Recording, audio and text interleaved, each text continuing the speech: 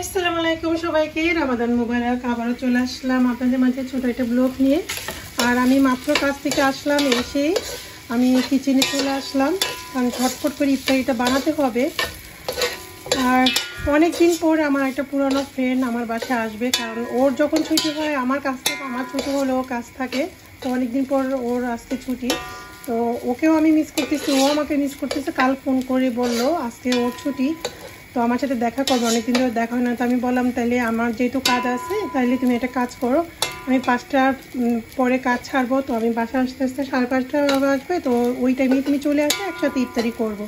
তো বললো আচ্ছা ঠিক আছে। তো ঝটপট করে হাতে যেহেতু সময় নেই, এই বিরিয়ানিটা রান্না ছিল, ভাবলাম একটু গরম করে নেই।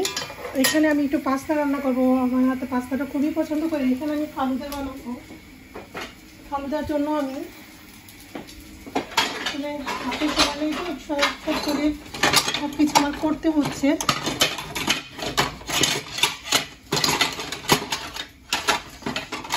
আরেকটা পাই না এমন অবস্থা আর কি। তো যাই হোক,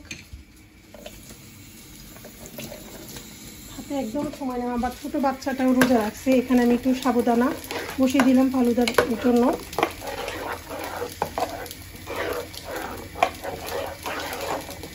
একটু শরবত বানাবো, একটু ফল কাটবো, পাস্তাটা বসিয়ে দেন আমি করবো বাকি কাজগুলি। তো পাস্তা রান্না করার জন্য সুগো বানাতে হয়, সেটা হলো এখানে আমি পেঁয়াজ, কাঁচামরিচ, একটু শুকনো মরিচ দিয়ে তেল দিয়ে একটু বেরেস্তা মানে একটু ভেজে নিয়েছিলাম। দেন এখানে আমি মাছের তন্ন আর কি, টুনা ফিশ, সেটা ইটালি থেকে অর্ণবের পাপা দিয়ে দিয়েছিলো অর্ণবের জন্য, ওইটা একটা দিছি ওটা। দেন এখানে আমি টমেটো সস দিয়েছি কেচাপ আর কি, দিয়ে আমি একটা সুগো বানিয়েছি পাস্তা রান্না করার জন্য। তো এখানে আমি যেটা করবো একটু ভেজে নিচ্ছি বিরিয়ানিটা, ইত্যাদি পরে ওর একটু যেন দেওয়া যায়, সেই জন্য ও হয়তো একাই আসবে, ওর হাজব্যান্ডেরও কাজ। তো আমার ফ্রেন্ডটা অনেক ভালো, অনেকদিন পরে দেখা হবে। আসলে আমি পাস্তা আনবো যে সুপার শপে গেলে আমার লেট হয়ে যাবে, সেই জন্য বাসায় যে ধরনের 3 রকমের একটু একটু করে পাস্তা আছে, আমি 3টা দিয়ে একসাথে মিক্স করে রান্না করে ফেলবো। কিছু করার নাই, আসলে একটা হলে আরেকটা হয় না, আরেকটা হলে আরেকটা হয় না। যারা বাইরে আমরা জব করি তাদের জন্য সো টাফ। আমি কিছু বিজনেসের জন্য নিউ শাড়িও এনেছি, বাট ওইগুলো আমি দেখাতে পারছি না। তো কালকে ছুটি নিচ্ছি, শরীরটাও ভালো না। ইনশাল্লাহ আমি সব কিছু করার চেষ্টা করবো। পাস্তাটা দিয়ে দিব, ওটা থাকুক। পাস্তাটা দিয়ে দেন আমি বাকি কাজগুলো সেরে নিব। ফার্স্টে আমি শরবত বানাবো, খেজুর রেডি করবো, এই দুইটা দিয়ে আগে ইফতারি করতে হয়, বাকি কাজগুলো আস্তে আস্তে করা যাবে। ফালুদার জন্য একটু ফলও কেটে নিতে হবে, অল্প করে করছি কারণ বেশি করলে খাওয়া হয় না।